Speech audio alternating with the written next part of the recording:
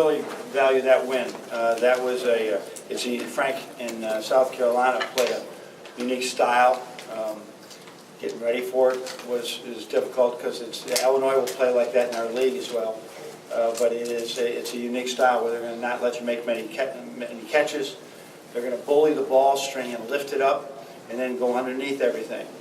So you got to have a few people that can shoot it behind it. Jordan did that. And then you got to have guards like Xavier that can get in the lane and find other people, and that worked as well. And then you got to have big guys at the rim that can clean up or get rebounds because of that. And Johnny did that. Loved our 13 offensive rebounds. That's what they do, and they only got 7. Our defense was not great. It's a tough matchup for us inside, and I think we got to get better at helping John in the post. A little upset at our team that the scouting report said Silva's going to go right, he's going to go right, he's going to go right, and he went right, and we still fouled him. And the same thing with Kotsar, with Gravett, right? He was one guy we weren't going to give help off of, so we gave help 3 times. He got open threes. So a lot of things to grow from in this one going forward, but it is a W. We've got 10 games down, 10 wins. And got some time right now to retool a little bit while we get ready for the Broncos next Saturday at 2.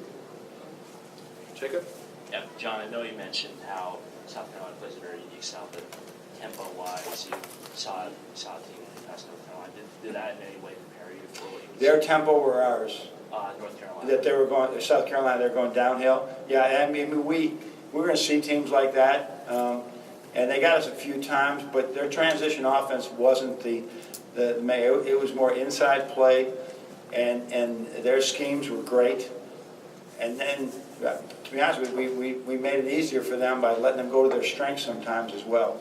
But I don't like the tempo. They got us a couple times, but not a whole lot. Right in front with Zach. There's been a lot of different kinds of games, but what has impressed you most about your team in this 10-0 start? Find a different way. Isaiah hitting those shots late. Isaiah getting 4 threes up and in. Iggy finding another way to score, just get to the foul line. Charles making 2 threes, right? Xavier getting it to the basket just enough and having seven assists. So Teskey almost had a double-double. I mean, if we continue to stay healthy, right, we have a chance of being a successful team. So we just got to keep working at it. Is that find a way component? Is that taught? Is that learned? Is that just the makeup of the players you have? I think that any coach is going to have that same mindset that when you have, we see their style couldn't be more different than Purdue, who switched every screen, and then Northwestern. Then we got to be able to adapt, and if that means find a way, that's the way. But we have to adapt. You weren't going to be able to run like Northwestern. We could probably run 4 passes and get into what we wanted to get to. We know we couldn't do that today, so we had to go into a dribble offense. 16 turnovers. How much do you credit them, and how much are you? Oh, it was both. I mean, we had some really careless ones, over dribbling and Iggy's at the end. Just we beat the press, and now we're trying to beat the press even better.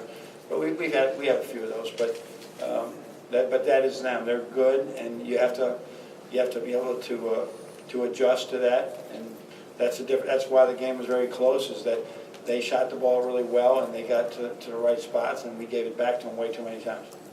Right in the middle with Jay.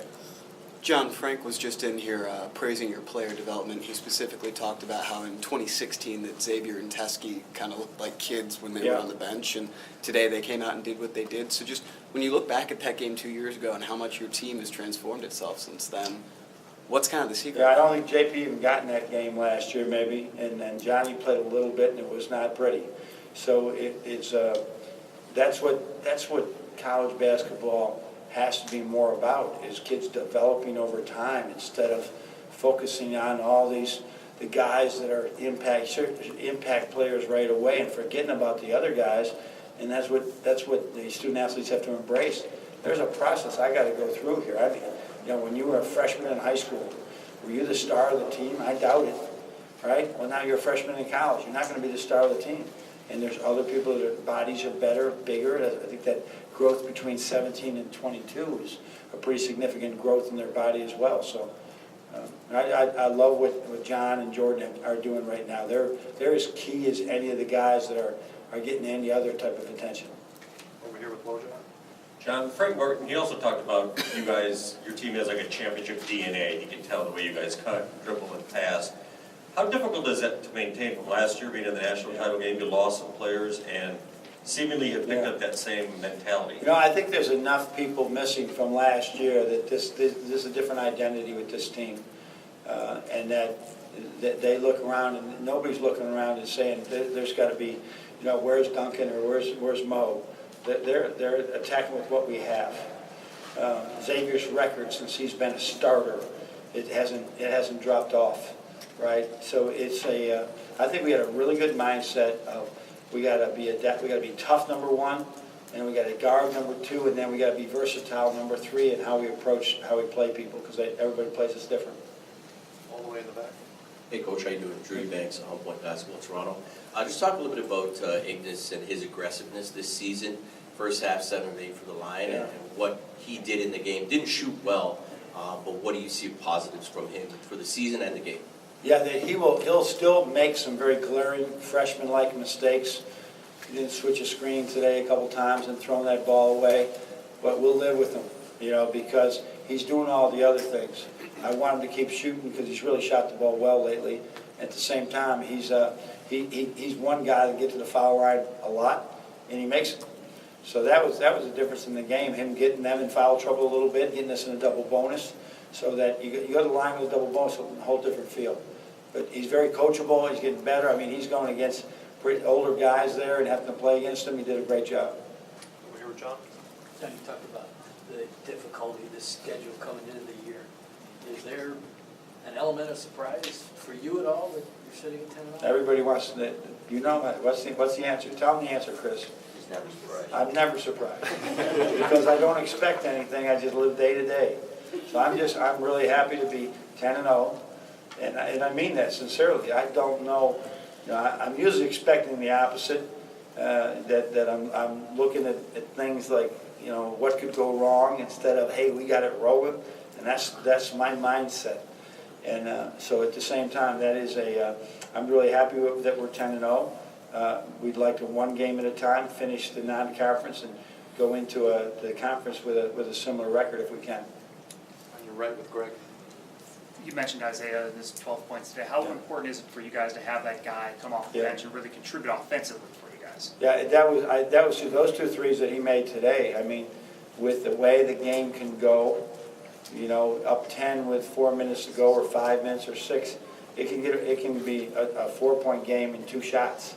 So he gave us that space because we were having trouble stopping him. We don't want to foul him, you know, and at the other end. So it's tougher to stop him late.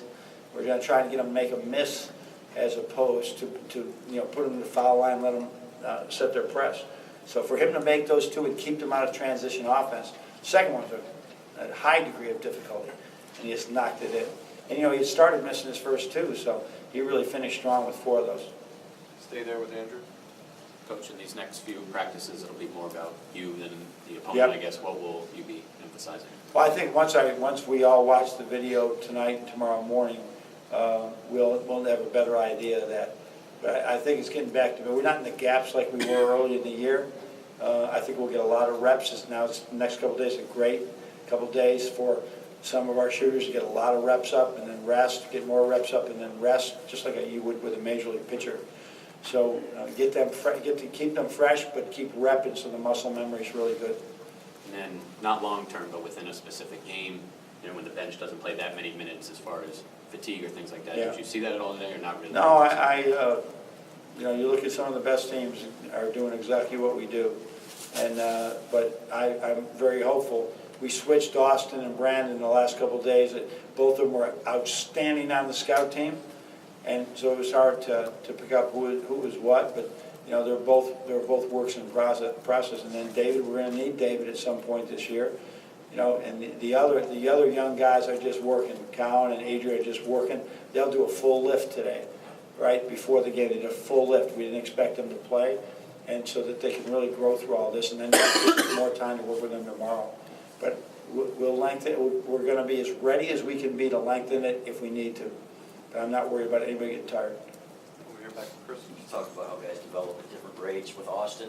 Is there still that opportunity for him? Yeah, I think the game speed is still the biggest issue with Austin, that we put him into the game, the guys are quick, and he can do that, but it is, he guards John a lot, and he guards Brandon a lot, and it's different than Silva. Silva's a veteran, and so he's growing every single time, but he's been watching film for 3 years. Basketball acumen's got to continue to grow for us to play him more minutes, and he's sort of learning, what he has to do. So he goes in the game today, and the guy goes right, that we said, the only thing he's going to do is go right. Make him go left. He can make a play going left, but he's not, and he goes right.